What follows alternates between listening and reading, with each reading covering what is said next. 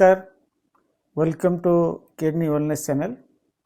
केबे केबे भाविचंती जे आमे अन्य जीवजंतु जो मैंने चतुष्पद जीवजंतु अच्छी अन्य जीवजंतु छड़ा तांको पाखरु आमे केमिति अलगा केबे देखिचंती जे कौनसी जीवजंतु मनुष्य को छाड़ी दांत घसीबा आमे बोधुए गोटे जंतु ये कि दांत घसती मु जानी नहीं दांत घसीबाटे केबेठु आरंभ होईची।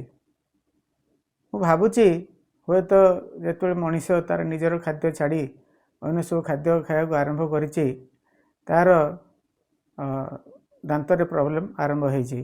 आपण देखिथिबे कौनसी जीव कौनसी जंतु से बाघ हो भाल हो से हाथी हो गाई हो गोरु हो कहीं दांत घसती नहीं। हुए तो आम गोटे जंतु जे कि दांत घसु पुणी दांत घसुचु से पुणी आगु आम नेचुरल दांत काठी करूँ आजिकल सका उठी मेंचाए केमिकल पार्टी परी दांत घसु से केमिति आमको साहाय्य करुच्ची मैं जाने ना। आपण कमेंट रे कहतु जे आमे कहीं दांत घसु ये दांत घसा केबे आरंभ है आम घसवा उचित ना नहीं। सेमती आउ गोटे जिनस पिकुलारिटी है आम गोटे जंतु जे कि आउ गोटे जंतुर क्षीर को आम खाऊ केबे देखिचंती जीव जगत रे जे गोटे जंतु आउ गोटे जंतुर क्षीर खाए। आम गाईर छेलीर महिषीर क्षीर खाऊ किंतु महिषी गाई छेली आम क्षीर खाती नहीं। तो से जो क्षीरटा आम कहीं खाऊ आम भावु हुए तो से आम बहुत आम बहुत अमृत जोग जोग धरी लोक खाऊंट किंतु से क्षीरटा कौन आम तैयारी से तैयारी से गाईर छुआ ता बाछुरी कि तार महिषीर छुआ महिषी कि छेली छुआ छेली तो बहुत लोक ये जो क्षीर को हजम कर पारते नहीं कहीं हजम करने जो एंजाइम गुड़ा रहे हजमी दरकार कहीं जो लैक्टोज बा क्षीर जो ग्लूकोजटा बहुत लोग हजम कर पारते झाड़ा धरे से प्रोटीन शरीर में जाए ना।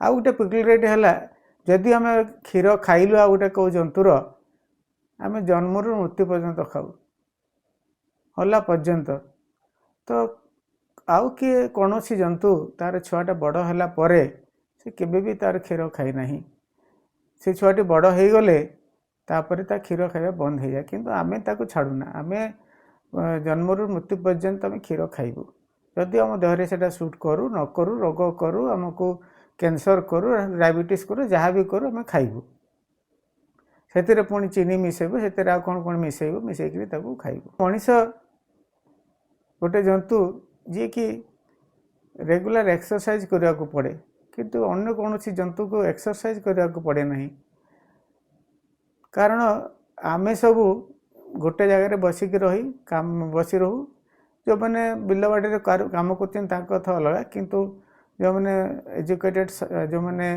शिक्षित व्यक्ति जो मैंने चाकरी कर काम कर गोटे जगह बसिले सकाल उठिले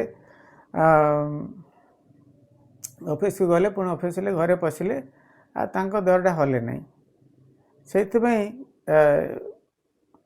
किंतु आप केबे देखिछंती जे कौन सी जीवजंतु तांको एक्सरसाइज करने को पड़े केबे पड़े ना कहीं से जीवन धारण से जी चोरी बुली करते से सफिशिएंट किंतु आम जेहेतु बसी रही अलसुआ हो कम करूँ से आमको एक्सरसाइज दरकार बिना एक्सरसाइज आमको रोग बीमारी हो जाउची। आउ गोटे पिकुलारिटी जे आम जो मनीष आम रांधि खाऊ कौन सी जंतु आम छड़ा मनीष छड़ा केवल देखी से रांधिकी खाए तो सिझेकी खाए ताको भाजिकी खाए पोड़िकी खाए कौन सी जंतु ता खाद्य को कौन सी प्रकार तार जो खाद्य को से नेचुरल फॉर्म रे ताको से खाए किंतु आमे मनीष कौन करूचु ना